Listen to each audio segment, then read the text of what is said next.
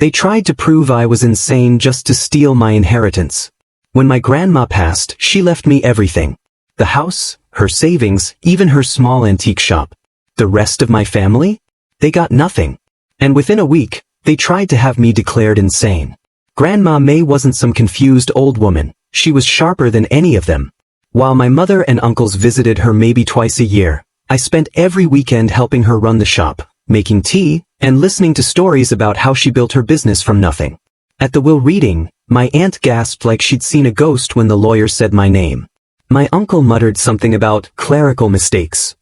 My mom just stared, already calculating how to take it from me.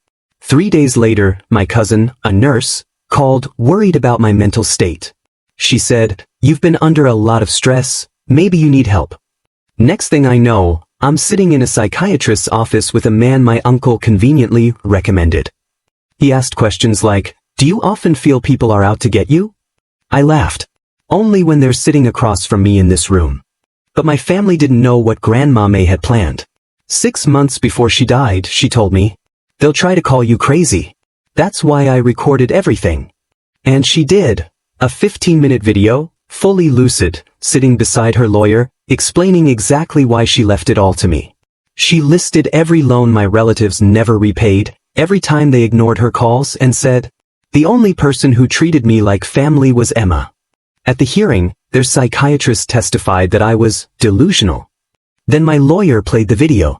The judge's face turned pale halfway through as Grandma calmly destroyed each of their reputations.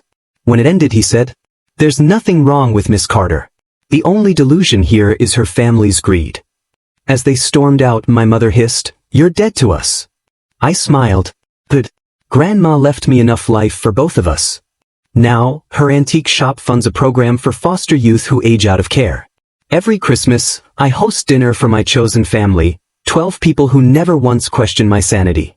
Last year, my relatives sent me a holiday card. I used it to light the fireplace.